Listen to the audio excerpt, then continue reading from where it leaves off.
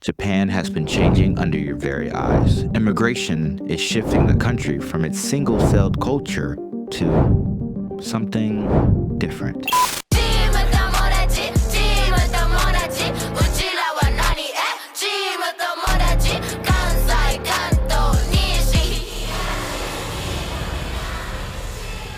Now, this is happening slowly, but it's still happening, and a lot of Japanese people may not like the new direction.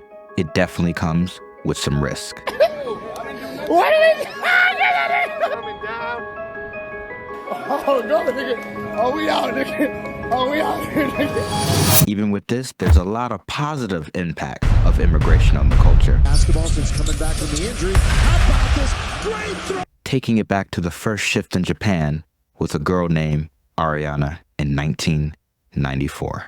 Back then, she was a part of the 0.01% of Japanese-born babies with a foreign parent, born to a Japanese mother and an American father. But neither her mother nor father could predict what she would accomplish. In 2015, she became the first mixed-race woman to win Miss Japan.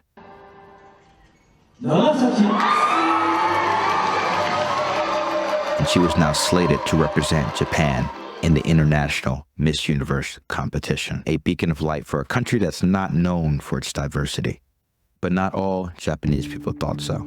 In Japan, she is called a hafu, meaning only half Japanese, being born of only one Japanese parent. For the first time, a face representing Japan wasn't pale, but black. There was a storm on social media platforms where some users expressed their discontent, arguing that only a true Japanese should have been crowned. But the train didn't stop there, as other half-Japanese women would be chosen to participate and win the competition over and over and over again, up until a full-blooded Ukrainian woman won in 2024.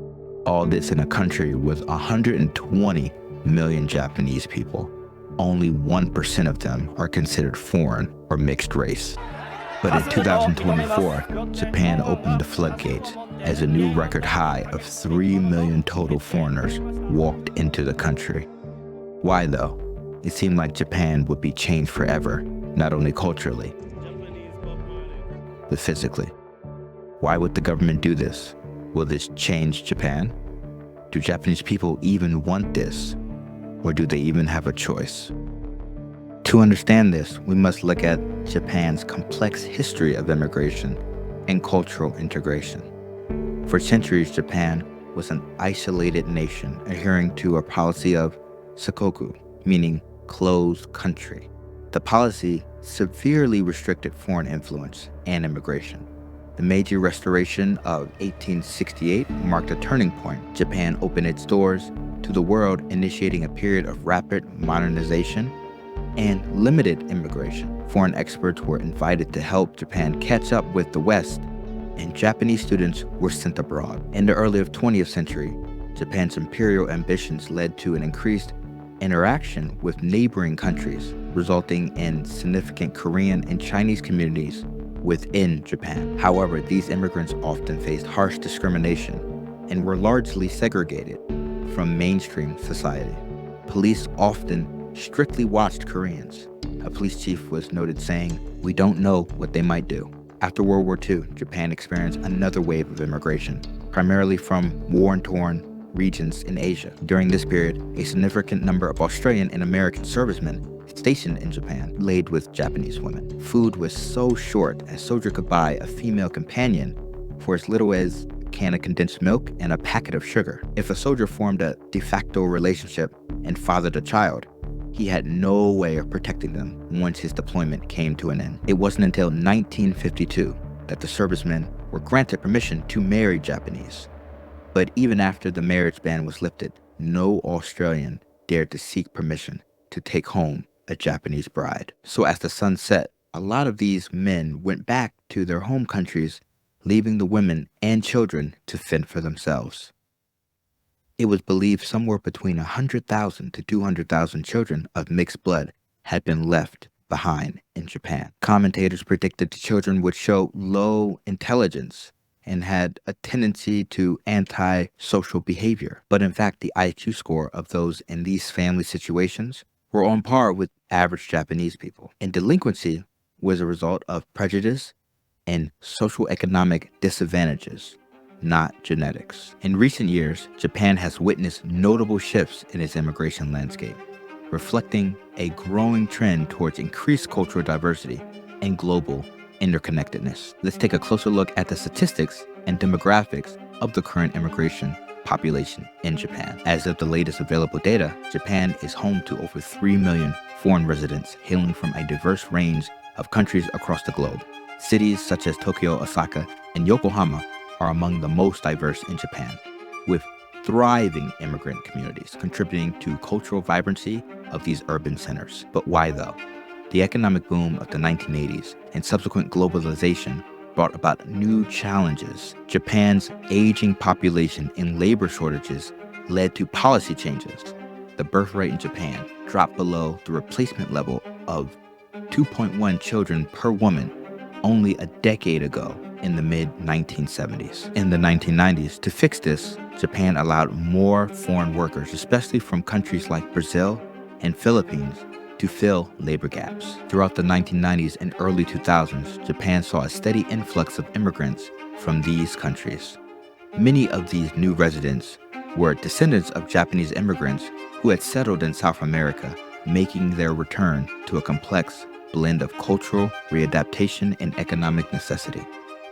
In 2015, the number of foreign residents in Japan had grown to 2 million, with Korean, Chinese, Filipino, and Brazilian communities making up the largest group. Japan's demographic challenges, particularly in the aging population, declining birth rate, have necessitated a more open stance on immigration. Foreign workers have become essential in sectors such as healthcare, construction, and manufacturing. The presence of these immigrant communities has not only helped alleviate labor shortages, but also introduced new cultural elements into Japanese society, fostering a more diverse and vibrant cultural landscape. Neighborhoods in Tokyo, such as Shinjuku, Okubo, and Yokohama's Chinatown, showcase the multicultural fabric of modern Japan. These areas are bustling with restaurants, shops, and businesses run by immigrants, offering a taste of different cultures. International schools and cultural festivals have also become common, reflecting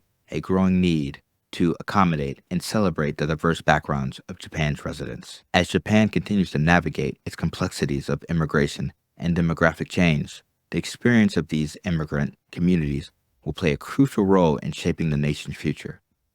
The growing diversity not only addresses immediate economic need, but also enriches the cultural tapestry of Japan's society. As Japan opens its doors to more and more immigrants and embraces more diverse populations, cultural shifts within the country also are evolving.